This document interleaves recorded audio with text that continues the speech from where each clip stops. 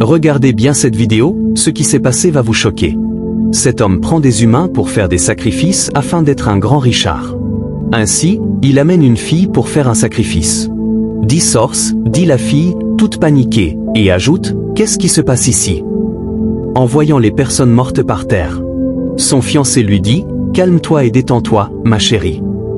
Du coup, le féticheur prend le petit bâton attaché d'une corde rouge dans un canari pour le rouler autour des morts qui sont par terre. La fille est très inquiète et continue de demander à son fiancé, qu'est-ce qui se passe au juste? Ces personnes sont mortes et il y a de l'argent sur leur corps. S'il te plaît, ne me fais pas de mal. Elle se met à genoux et supplie son fiancé, j'espère que je ne vais pas te servir de sacrifice ici.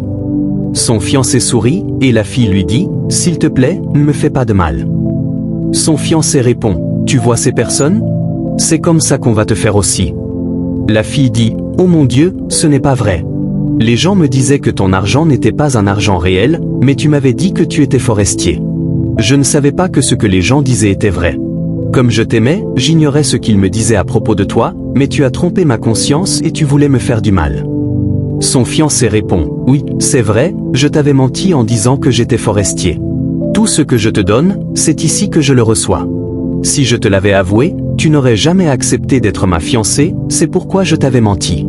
Mais aujourd'hui, tu vas mourir. La fille dit, pardonne-moi, s'il te plaît. Son fiancé dit, tu vois cette femme que j'ai sacrifiée? C'était ma femme. Je l'aimais beaucoup, comme j'aime mon Dieu, et elle aussi m'aimait. Mais quand l'heure a sonné, je l'ai sacrifiée, parce que je n'avais pas le choix. C'est exactement ton tour aujourd'hui, et je vais te sacrifier. Puis il sourit. La fille est traumatisée et n'a aucun choix. Son fiancé lui dit, tu vois cette belle fille? Elle m'aimait énormément et me traitait comme son Dieu, et je l'aimais aussi, mais je l'ai donnée comme sacrifice. La fille dit, pardonne-moi, je ne savais pas. Comme j'ai fini mon université et que je n'ai pas trouvé d'emploi, c'est pourquoi je voulais te marier, pour que tu m'apportes une aide financière afin de nourrir mes parents, parce qu'ils n'ont pas les moyens de vivre. Je suis leur seul espoir. Je te demande pardon. Celle que tu avais sacrifiée ne t'aimait pas réellement, mais moi je t'aime beaucoup, ne me fais pas de mal. Le monsieur sourit méchamment à haute voix et dit, donc c'est mon argent que tu voulais utiliser pour supporter tes parents pauvres? Quand je cherche une fille, au final c'est ici que je l'amène. Tu n'as pas de chance. La fille se met à genoux et dit, non. Tu m'avais dit que tu étais forestier et que tu ne pouvais pas te promener dans ces sales choses. S'il te plaît. Son fiancé lui dit, tais-toi vite. L'argent que tu as pris chez moi, c'est l'argent du rituel que je te donnais tous les jours. Je t'ai acheté une maison et je t'ai payé une maison de luxe, mais regarde, c'est ici que je reçois l'argent. Je n'ai pas de travail, je t'avais dit cela afin que tu ne me quittes pas. Tu vois ce petit garçon que j'ai sacrifié? C'est mon fils.